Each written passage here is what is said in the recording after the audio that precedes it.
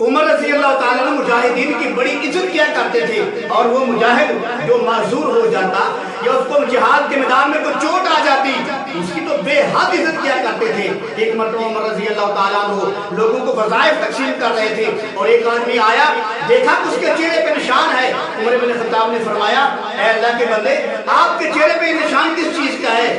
تو صحابی نے عرض کیا یا امیر المومنین فلاں غزوے کے اندر میرے چہرے پہ یہ نشان آیا تھا۔ عمر بن خطاب نے جب غزوے کا نام سنا عمر بن خطاب کو کملی والے کا زمانہ یاد آ گیا، آنکھوں میں آنسو جھلک پڑے، میرے محمد مصطفیٰ کا زمانہ یاد آ گیا۔ تو وہ صحابی جو تھا نبی کے ساتھ چل کر وہ غزوے پہ گیا تھا۔ عمر بن خطاب نے فرمایا یہ میرے کملی والے کا اس نے دور دیکھا ہے، میرے کملی والے میں پیچھے چل کر اس نے جہاد کیا ہے، فرمایا اس کو 1000 اور دے دو۔ جب اس کو 1000 دینار اور دیے تو عمر بن خطاب نے فرمایا 1000 اور دے دو، اس کو 1000 اور دے دیے گئے۔ پھر عمر بن خطاب نے فرمایا اس کو 1000 اور دے دو، پھر اس کو 1000 اور دے دیے گئے۔ عمر بن خطاب نے 4 مرتبہ کہا اس کو 1000 اور دے دو اور دے دو۔ جب اس کو 4000 درہم اور جو پہلے مال ملا تھا وہ بھی مل گیا، اور وہ جو مجاہد ہے صحابی رسول تھا وہ شرم کے مارے عمر بن خطاب نے اتنی مجھے عطا کر دی ہے، وہ عمر بن خطاب کے عطا کردہ انداز کو دیکھ کر وہ شرم سے پانی پانی ہو گیا کہ مجھے میری اتنی عزت کی گئی ہے، میرا اتنا احترام کیا گیا ہے، وہ شرم کے مارے آدمی چلا گیا۔ تو عمر بن خطاب نے فرمایا اس سے پوچھو وہ کیوں چلا گیا ہے؟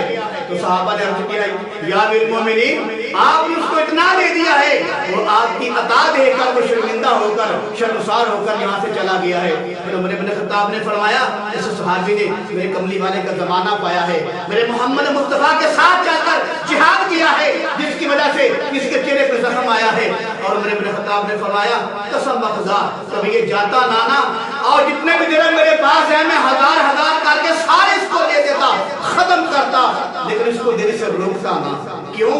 اس نے میرے محمد مصطفیٰ کا زمانہ دیکھا ہے، میرے کملی والے کے ساتھ چل کے جہاد کیا ہے، اس کے چہرے پہ زخم آیا ہے۔ اور اگر آج کل جہاد کی بات کی جائے تو سارے لوگ کہتے ہیں یہ مر جائے گا، اس کا انتقال ہو جائے گا، اس کو موت آ جائے گی۔ میرے قبلہ میرے حضور میرے پیارے بھائیو جہاد کے میدان میں موت نہیں ہے۔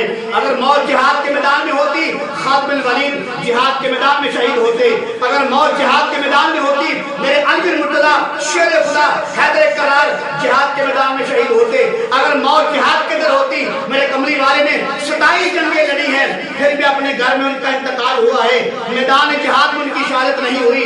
میرے دل بھائی موت جو ہے یہ جہاد کے میدان میں نہیں ہے، موت اللہ کے ہاتھ میں ہے۔ اور دوسری بات یہ ہے جب کہ آدمی جہاد کے لیے جاتا ہے پھر گھر والے حقوق گنوانا شروع کر دیتے ہیں، یہ چلا گیا ہے یہ چلا جائے گا، بیوی کے حقوق کون ادا کرے گا، بچوں کے حقوق کون ادا کرے گا، ماں ڈنگر کے حقوق کون ادا کرے گا، پھر سارے ان کو حقوق گنواتے ہیں، بیوی کے حقوق، بچی کے حقوق، ماں ڈنگر کے حقوق، ماں باپ کے حقوق، ہمسایوں کے حقوق، سب اس کو حقوق یاد کرواتے ہیں۔ لیکن جب وہی لڑکا امریکہ میں جاتا ہے، دبئی میں جاتا ہے، یورپ ممالک میں جاتا ہے، پھر وہاں حقوق یاد نہیں ہوتے، 15 سال کے بعد آتا ہے، 20 سال کے بعد آتا ہے، پھر بھی ماں باپ کہتے ہیں ابھی گھر میں نہ آ، ابھی تو چھوٹے بھائی کی شادی کرنی ہے، ابھی تو تیری 3 بہنیں چھوٹی پڑی ہوئی ہیں ان کی شادی کرنی ہے، ان کا جہیز بنانا ہے، ابھی نہیں آنا، ابھی تو مال ڈنگر لینا ہے، ابھی چھوٹے بھائی کی شادی کی ہے اس کے لیے گھر بنانا ہے۔ بتاؤ جب اس کو خود نہیں آنے دیتے بتاؤ اس وقت اس کے بیوی کے حقوق کون ادا کرتا ہے؟ اس وقت تمہارے ماں باپ کے حقوق کون ادا کرتا ہے؟ اس وقت تمہارے ماں ڈنگر کے حقوق کون ادا کرتا ہے؟ اس وقت تمہارے گھر کی رکھوالی کون کرتا ہے؟ جب اللہ کی راہ کی بات آتی ہے تمہیں حقوق یاد آ جاتے ہیں، اور جب تمہارے گھر کی باری آتی ہے پھر تمہیں حقوق یاد نہیں آتے۔ یہ منافقت نہیں تو اور کیا ہے، یہ دھوکہ نہیں تو اور کیا ہے، یہ فراڈ نہیں تو اور کیا ہے۔ یہ حقیقت میں تم اللہ کے ساتھ فراڈ نہیں کرتے، دھوکہ نہیں کرتے، تم اپنی جانوں کے ساتھ فراڈ کرتے ہو۔ اور تمہاری وہ اولاد جو باہر جاتی ہے کتنے سال لگا دیتی ہے، اس وقت تمہیں حقوق یاد نہیں آتے ماں باپ کے، گھر والوں کے، بیوی بچوں کے۔ کیوں؟ وہ مال کماتے ہیں، وہ درہم بیچتے ہیں، وہ ڈالر بیچتے ہیں، وہ آپ کو پاؤنڈ بیچتے ہیں، اس لیے آپ کو حقوق یاد نہیں آتے۔ لیکن یاد رکھو یہ جو دنیا کما رہے ہو باہر جا کر اتنے سال لگا دیتے ہو، جب اللہ کے دین کی بات آتی ہے تمہیں حقوق یاد آ جاتے ہیں۔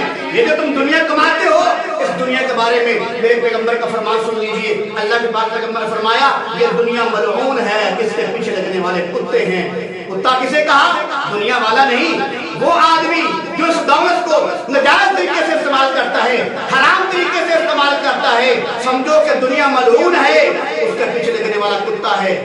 اگر وہی آدمی اس دولت کو اللہ کی رضا کے مطابق استعمال کرتا ہے، ثواب کی نیت سے استعمال کرتا ہے، مدارس میں دیتا ہے، مساجد میں دیتا ہے، غریبوں کی امداد کرتا ہے، یتیموں کی امداد کرتا ہے، بیواؤں کی امداد کرتا ہے، جو ثواب کی نیت سے مال کو خرچ کرتا ہے، اس کے لیے دنیا ملعون نہیں ہے۔ دنیا ملعون اس کے لیے ہے جو اپنے مال کو حرام طریقے سے استعمال کرتا ہے، اور جو حلال طریقے سے استعمال کرتا ہے اس پر خدا بھی خوش ہو جاتا ہے، اس کا مصطفیٰ بھی خوش ہو جاتا ہے۔